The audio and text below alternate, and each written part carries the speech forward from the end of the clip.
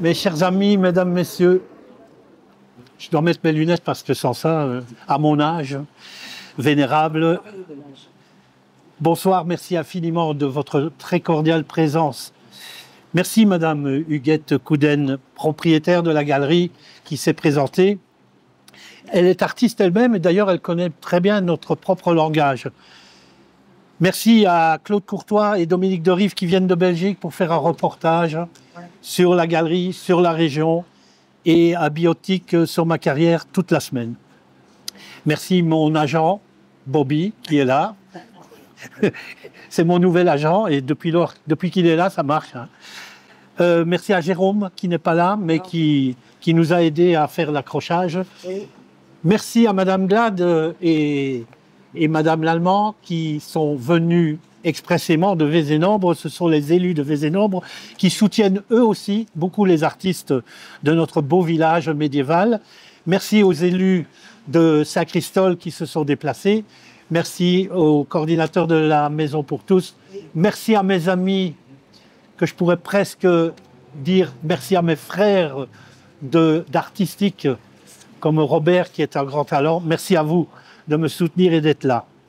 D'ailleurs, certains d'entre vous me suivent depuis un certain temps.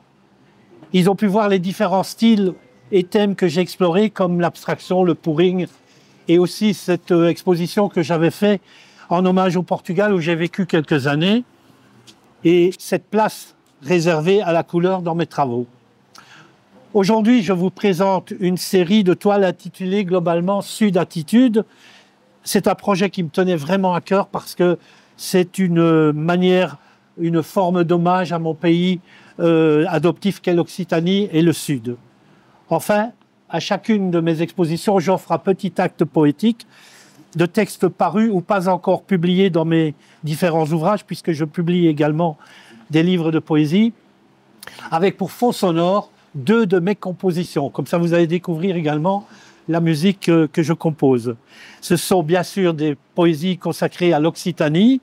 J'espère que vous allez apprécier, que nous pourrons partager après le spectacle de ma collègue Pat Finot, un moment d'amitié autour d'un verre. Les textes, je vais les dire en une seule déclamation, ils seront liés les uns aux autres. Occitanie. Dans cette Occitanie où je vis aujourd'hui, sur cette terre brûlée et cernée par les fées, dans la garrigue désertée de certains de mes amis, je n'ai aucune nostalgie des années passées. J'y vis, j'y suis, et j'ai oublié toutes les guerres. J'ai transpercé les brumes des matins d'hiver où mon sang colorait la blancheur du sol, sans soleil, sans lumière, loin des terres cévénoles. J'ai cette impression lente d'être irréel, de traverser le temps et voguer dans le ciel. J'ai retrouvé ici les lieux où vivent les elfes, les gnomes qui se cachent, des sorciers cruels. J'ai déjà désigné l'endroit où je reposerai, entouré de protestants, tolérants et en paix. Ce sépulcre au milieu d'herbes folles sèches, au son des cigales, la définitive sieste. J'ai choisi d'être loin de ceux de mon sang avec lesquels je n'ai pas eu le temps pour les comprendre ou me faire aimer des méditations distraites et d'éternité. Comme ce château de Baron, souvent je m'y arrête, ému devant ces vieilles pierres.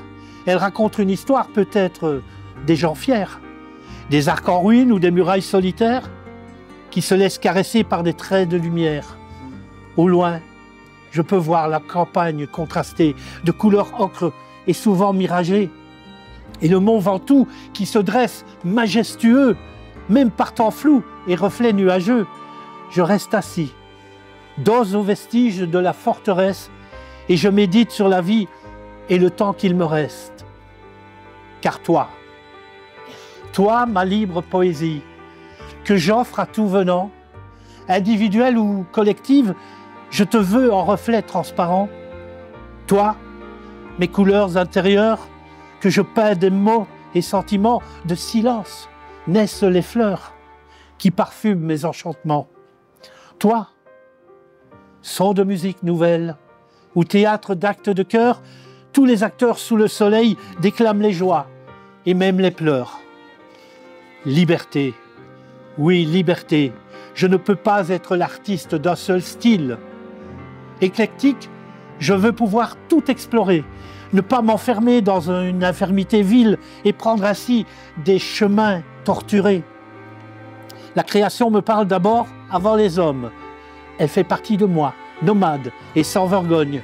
Je ne veux rien justifier de ce que j'ai créé, d'indispensable à superficiel. Tout est liberté. Si mes images et mes formes sont dépaysantes, nées de mes doigts, elles sont ainsi fascinantes. Ni Dieu, ni maître pour ce qui vient et est en moi. Je marche seul sur le sentier troublant et étroit. Quel étrange trajet pour arriver à l'œuvre. Quels sombres secrets jaillissent des profondeurs. Insoupçonnables créatures qui vont surgir pour effleurer le bonheur de s'en réjouir. À l'orée de l'inexplicable création va aussi naître la plus multiple des passions. Dans un espace sacré, sans dimension, le cycle incongru s'alimentera de vibrations parce que j'habite le silence. J'habite le silence, cet endroit merveilleux où se cache l'existence de certains gens radieux, où le temps immobile s'éloigne des querelles bruyantes et stériles de ce monde rebelle. Loin de ces fleurs, dans des terres désolées, se force à pousser pour pouvoir exister. Je me fige et je vibre de ces sons silencieux dans la danse des monts me soufflant. Mais sois heureux.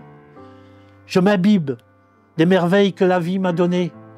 Et aspiré toujours de ces invisibles beautés, je me nourris de ce que je peux emporter. Avec moi, dans mes émotionnelles apnées, j'habite le silence, ce monde étrange, où parfois je rencontre des lutins qui dansent. Poème pour un peintre.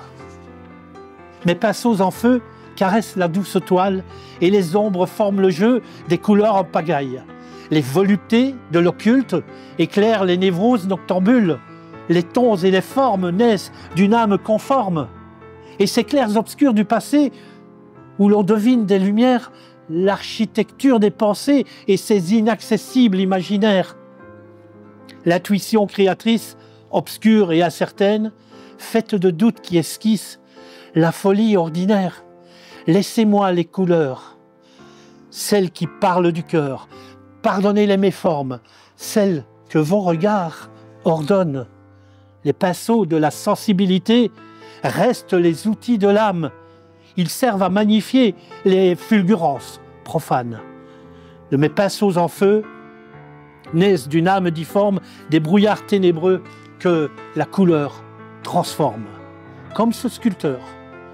Mais d'où viens-tu, belle statue, perfection naturelle, créée sous les doigts d'un sculpteur immortel?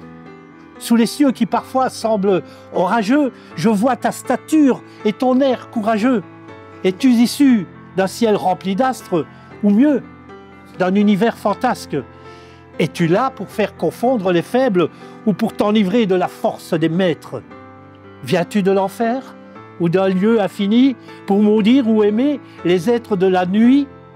Belzébuth est-il ton diable gardien ou Saint-Georges, ton ange païen? Dis-moi, beauté de rien, d'éphémère.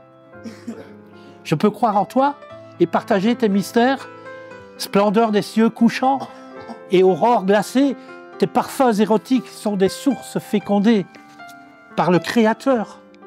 Le Créateur, avec son œuvre, peu sûr de soi, dans l'arrondi, le carré, l'orné, il voit du vide plein de toute surface perçue, au volume augmenté des étendues perdues.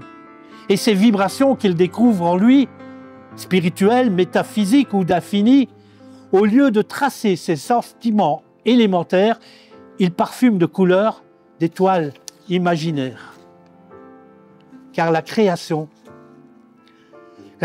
c'est un acte de passion, d'une intensité subtile, un geste de déraison, une caresse qui obnubile, un don gratuit du cœur, une offrande au regardeur, des mots parfois courageux, volupté de jours heureux, des clartés volubiles, dessinent des formes fragiles sur des toiles de bonheur, des rivières de couleurs.